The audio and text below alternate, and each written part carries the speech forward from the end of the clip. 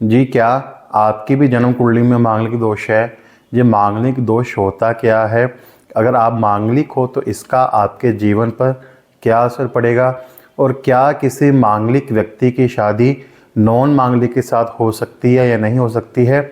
अगर या फिर किसी मांगलिक व्यक्ति की शादी नॉन मांगलिक के साथ हो जाए तो इसका उनके जीवन पर क्या असर पड़ता है, उनके वैवाहिक जीवन पे क्या असर पड़ता है, आज हम इसी वीडियो में इसी बात के ऊपर चर्चा करेंगे। इसलिए आप वीडियो के लास्ट तक बने रहें। उससे पहले आप मेरे चैनल गगन शर्मा व्लॉग्स को सब्सक्राइब अवश्य कीजिए। जी आज के समय में क्या है, अगर किसी भी जातक की जन्म कुंडली में मांगलिक दोष हो तो उसको उसके बारे में ऐसी ऐसी बातें बताकर डरा दिया जाता है कि वह पूरी ज़िंदगी उन बातों को अपने मन ही मन में सोचकर अपने प्रेजेंट को भी ख़राब करता है और अपने फ्यूचर को भी ख़राब करता है। या उसको कुछ ऐसे बातें बता दी जाती हैं कि आपकी मैरिड लाइफ अच्छी नहीं रहेगी, आपका वैवाहिक जीवन बहुत कष्ट में रहेगा, या आपकी शादी जिस व्यक्ति के साथ होगी उस व्यक्ति के ऊपर आप बहुत नेगेटिव असर डालोगे। तो देखिए जी, इससे होता क्या है कि वह व्यक्ति मन ही मन घबराता रहता है और अपने आप के बारे में एक वो नेगेटिव व्यू बना लेता है कि मैं किसी के ऊपर नेगेटिव असर डालूंगी या मैं किसी के ऊपर नेगेटिव असर डालूंगा। तो ऐसा बिल्कुल भी नहीं होता है। आज हम वीडियो में इसी बात के ऊपर चर्चा करेंगे। देखिए जी, सबसे पहले तो हमें जन्म कुंडली का विश्लेषण करवाना चाहिए। हमको जन्म कुंडली में देखना चाहिए कि मांगलिक दोष होता क्या है। जी अगर हमको ये पता ही नहीं होगा कि मांगलिक दोष किसे कहते हैं तो हम उससे रिलेटेड क्या ही ऐसे उपाय कर पाएंगे। जी याद रखिए, अगर आपकी जन्म कुंडली में मंगल पहले, चौथे, सातवें, आठवें या फिर 12वें घर में बैठा है तो ऐसा जातक मांगलिक ही माना जाता है। और देखिए जी, जो व्यक्ति मांगलिक होता है, अब आप पूछोगे क्या पंडित जी मंगलिक की शादी मंगलिक से ही करनी चाहिए या मंगलिक की शादी नॉन मंगलिक से हो सकती है कि नहीं हो सकती है, या फिर कोई जातक मंगलिक है, कोई व्यक्ति मंगलिक है और उससे रिलेटेड हम ऐसे क्या उपाय करें कि उसका मांगलिक दोष कम हो जाए, तो इसी के ऊपर आज हम चर्चा करेंगे। इसलिए वीडियो के लास्ट तक बने रहें। जी देखिए जी, मैं आपको वीडियो के लास्ट में कुछ ऐसे उपाय बताऊंगा जिनको अगर आप करते रहोगे, अगर आपके जन्म कुंडली में कोई मांगलिक दोष के कारण कोई ऐसी अगर आपको कोई समस्या आ रही है हेल्थ से रिलेटेड, आपके गुस्से से रिलेटेड या वैवाहिक जीवन में, तो आपको अवश्य लाभ होगा। इसलिए वीडियो के लास्ट तक बने रहें। देखिए जी, अगर जैसे मैंने आपको वीडियो में पहले बताया कि पहले ही चौथे, सातवें, आठवें या 12वें घर में अगर मंगल बैठा हो तो ऐसे जातकों को मांगलिक माना जाता है। और एक बात हमेशा याद रखिए कि मांगलिक व्यक्ति की शादी मांगलिक के साथ ही होनी चाहिए। अगर आप एक मांगलिक व्यक्ति की शादी किसी नॉन मांगलिक के साथ करा दोगे तो यह एक दूसरे के लिए बिल्कुल भी सही नहीं रहेगा। या तो वे एक दूसरे के साथ लड़ते रहेंगे या उनके वैवाहिक जीवन कोई ना कोई ऐसी परेशानी बनी रहेगी जिस कारण उनका वैवाहिक जीवन कष्टदायक रहेगा। अगर वह दोनों लड़ नहीं रहे हैं, अगर दोनों में गुस्सा नहीं है, तो क्या होगा, दोनों में से एक न एक जातक की जो हेल्थ इशू आने शुरू हो जाएंगे। यहाँ ऐसा भी देखने में आता है कि अगर किसी मांगलिक की शादी नॉन मांगलिक के साथ हो जाए तो इसका असर नॉन मांगलिक वाले व्यक्ति के ऊपर ज़्यादा पड़ता है। नॉन मांगलिक वाले व्यक्ति के घर में, परिवार में कोई ना कोई हेल्थ इशू आने शुरू हो जाते हैं। ब्लड से रिलेटेड सीरियस प्रॉब्लम आनी शुरू हो जाती है।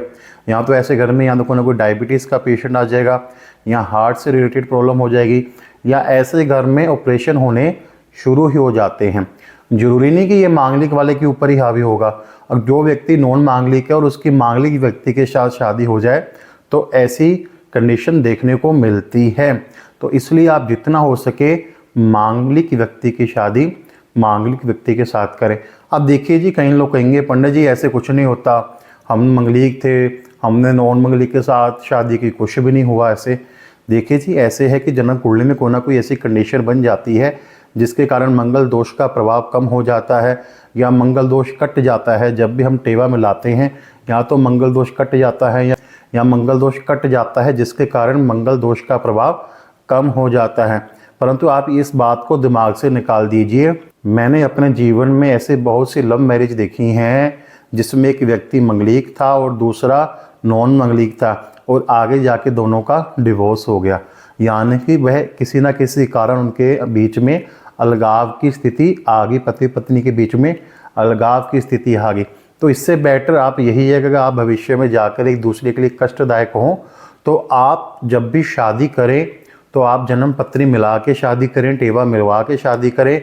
अगर आप मांगलिक हैं तो कोशिश करें कि मांगलिक व्यक्ति के साथ शादी करें ताकि आप एक दूसरे के जीवन में कोई ऐसा कष्ट का कारण ना बन सके।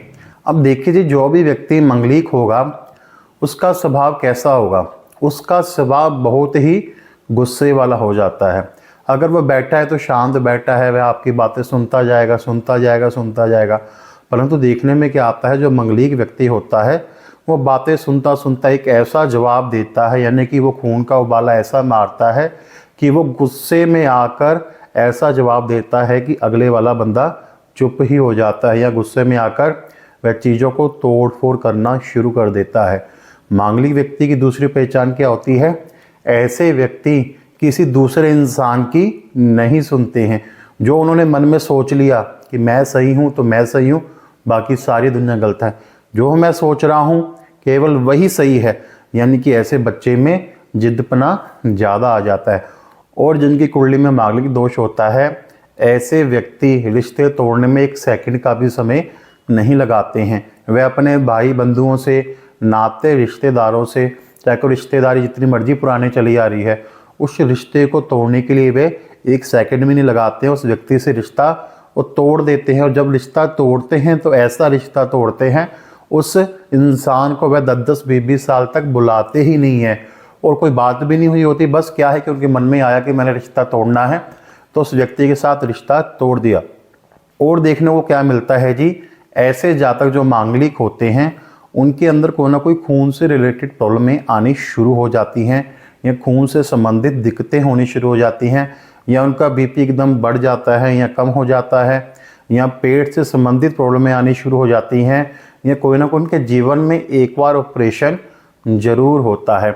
तो इसलिए जितने भी जातक मांगलिक हैं, अगर उनको पता है कि वे मांगलिक हैं तो वह समय के रहते उपचार अवश्य करें। किसी अच्छे जोशी के पास जाएं, अपने टेवे का विश्लेषण करवाएं और जो मांगलिक हैं उससे रिलेटेड वह उपाय करते रहें तो आपको अवश्य लाभ होगा। जो आपको मांगलिक दोष के कारण आपको दिक्कतें आ रही हैं आपकी हेल्थ में, आपके परिवार में, आपकी प्रोफेशनल लाइफ में, आपकी पर्सनल लाइफ में, उनसे आपको अवश्य बेनिफिट होगा। अब देखिए, जो भी जातक मांगलिक है, मैं सामान्य उपाय क्या कर सकते हैं कि ऐसे जातक को 3 धातु का छल्ला अवश्य डालना चाहिए। जी हाँ, अगर आपको 3 धातु का छल्ला मिलता है तो आप 3 धातु का छल्ला रिंग फिगर में अवश्य डालें। और उपाय आप क्या कर सकते हो कि आप प्रत्येक मंगलवार हनुमान जी के मंदिर जाएं और वहां पर जाकर सिंदूर अर्पण करें। अब जो महिलाएं मांगलिक हैं वो क्या कर सकती हैं, हर मंगलवार बजरंग बली जी के मंदिर जाएं, लाल रंग के फूल अर्पित करें। और आप उपाय के तौर पे क्या कर सकते हो कि आपने क्या करना है, हनुमान चालीसा का पाठ नियमित रूप से करना है। जितना आप हनुमान चालीसा का पाठ करोगे उतना आपके लिए अच्छा रहेगा। और जो मांगलिक दोष के कारण आपके जीवन में कष्ट आ रहे हैं, आपको हेल्थ इशू आ रहे हैं, आपके परिवार से रिलेटेड दिक्कतें आ रही हैं, उनसे आपको अवश्य लाभ होगा। जी, अगर आपको ये वीडियो पसंद आया हो तो आप वीडियो को लाइक अवश्य कीजिए। आप मेरे चैनल गगन शर्मा व्लॉग्स को सब्सक्राइब अवश्य कीजिए। बहुत बहुत धन्यवाद। राधे राधे।